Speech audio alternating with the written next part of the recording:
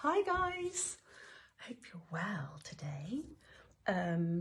It's cold outside. This week has just gone from worse to worse. I don't know why, but I hope you guys are well. Kids now back to school and everyone's kind of slowly getting back to a bit more normality, and I hope everyone's all right.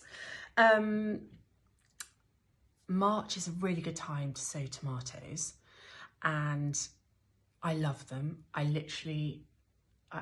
eat them pretty much every day. And you can get so many different colours and varieties and stuff. The kids adore them as well, because in the summer we grow two kind of small cherry tomato types, which they literally pick off the bushes like sweets. One's called Gardener's Delight, which is really, really popular, and the other one is Sun Gold. We make gazpacho. They're just so amazing. And I've got a really lovely variety this year that I haven't grown before called Indigo Rose, and it's almost black. I mean, it's incredible.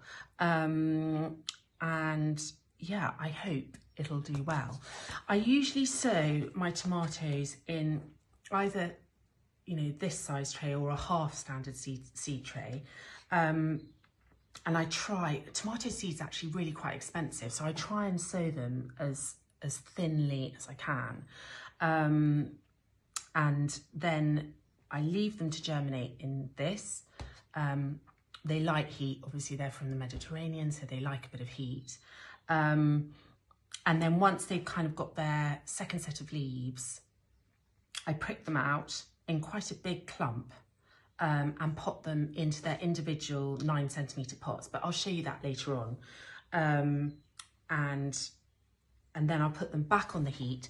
And really, I grow my tomatoes in the greenhouse, just because I feel the thing that they like most, tomatoes, is consistency. So consistency of warmth, consistency of watering and feeding, and they are greedy. I plant them, I use these special pots for tomatoes that you sink into the ground, and they have a ring around the outside which you put the water into, and then in the inside where you plant the tomato you put the feed into, because they have two sets of roots, weirdly, one which is responsible for feeding the plant, and the others, which are much deeper, to go down into the ground, they are the ones that get the water. Which makes sense, because I think in the Mediterranean where they grow, if you think, the top layer of the soil is really dry, and so they need to have this, they need to have evolved to kind of get their roots really deep down to get any water. So yeah, this ring system which I use is really good. And you just want to be consistent with all of that. But anyway, we'll come on to that later when they're actually shooting up. Just in terms of sowing, it's like anything else really. As I say, I've got my Indigo Rose here. I've just got normal compost. The seeds are really quite tiny. And there aren't that many in this packet, which is good, because I really don't want to sow too many. They need space. And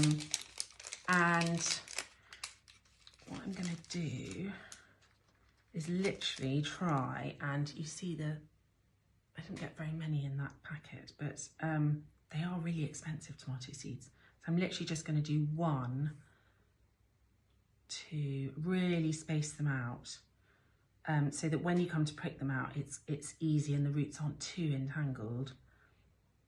I think this will just be perfect, actually. So there you go. Can you see that? There they are, all nestled in.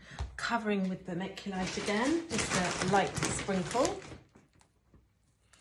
just to aid drainage and give them a bit of a blanket. And then sink them into a tray of water. You can see that down there. There you go. And let them soak up the water for about, 10 minutes or so. And then cover them, label them, and put them on some bottom heat if you can.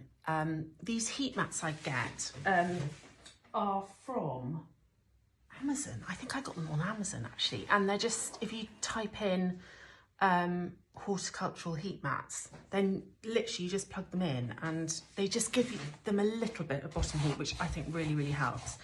And then when it's time to prick them out, I'll do another video and we'll talk about pricking out and then growing on. And there's lots of things that you have to do with tomatoes to kind of get the most out of them. In particularly, you need to pinch out the side shoots and then eventually the leader shoot, because otherwise they just grow into a jungle of mess.